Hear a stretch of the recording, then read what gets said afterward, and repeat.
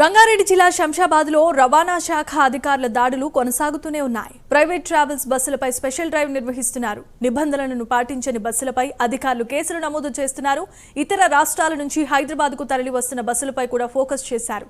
Cargo వాహనాలపై అధికారులు ప్రత్యేకమైన దృష్టిని సారించినట్లుగా తెలుస్తోంది. ఇప్పటి వరకు 10 బస్సులపై కేసులు నమోదు చేశారు.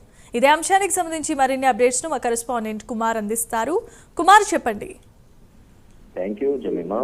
రంగారెడ్డి జిల్లా శంషాబాద్ లోని ఆర్టీఓ అధికారులు అయితే దాడులు అయితే నిర్వహిస్తున్నారు. ముఖ్యంగా ఇటు పండగ ముందు కూడా ఇదే తరహాలోనే ఆర్టీఓ అధికారులు దాడులు నిర్వహించారు. ముఖ్యంగా వాహనాల చట్టానికి సంబంధించి విరుద్ధంగా నడుస్తున్న బస్సులపై నిఘా పెట్టారు. అప్పటికే ఇటు పెద్దంబర్పేటలో 10 బస్సులు, అట్లా అలాగే రంగారెడ్డి జిల్లాలోని శంషాబాద్ 16 బస్సులు కూడా సీజ్ చేశారు. ఈ నేపథ్యంలోనే మరొకసారి ఆర్టీఓ అధికారులు కూడా దాడులు నిర్వహిస్తున్నారు. ప్రైవేట్ ట్రావెల్ బస్సులపై ఈ రైడ్స్ కూడా కొనసాగుతున్నాయని చెప్పొచ్చు. మోటార్ వాహన చట్టంకు రూట్లు వేస్తున్న బస్సులపై కేసులు అయితే నమోదు చేస్తున్నారు. ముఖ్యంగా ఇతర రాష్ట్రాల నుండి హైదరాబాద్ వస్తున్న బస్సులపై పూర్తిగా ఫోకస్ అయితే పెట్టారు. లగేజ్ తరలించే వాటిపై కూడా సీరియస్ గా వ్యవహరిస్తున్నట్టు రవాణా శాఖ అధికారులు చెప్తున్నారు. ముఖ్యంగా 10 బస్సులు పైగా కేసులు నమోదైనట్లు కూడా ఇప్పటికే తెలుస్తుంది. ముఖ్యంగా ఏదైతే పండగ సమయం ముగిసింది కాబట్టి ఇటు బయట రాష్ట్రాల నుంచి బస్సులు అయితే ఇటు తెలంగాణలో అయితే వస్తాయి. ఈ నేపథ్యంలో అవుట్స్కట్స్ లో ఆర్టీఓ అధికారులు కూడా పూర్తిగా దాడులు నిర్వహిస్తున్నారు.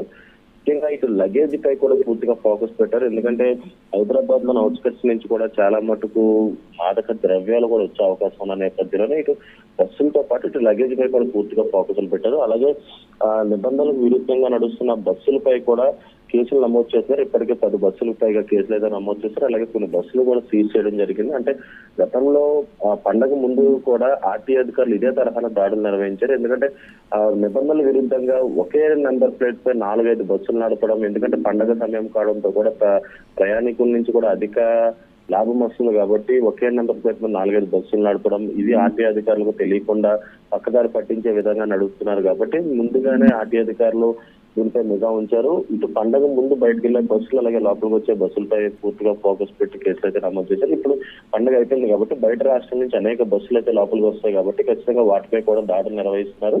ముఖ్యంగా ఇప్పటికే 10 కేసుల పైగా కూడా నమోదైనట్లయితే తెలుస్తుంది. Right, thanks for the updates Kumar.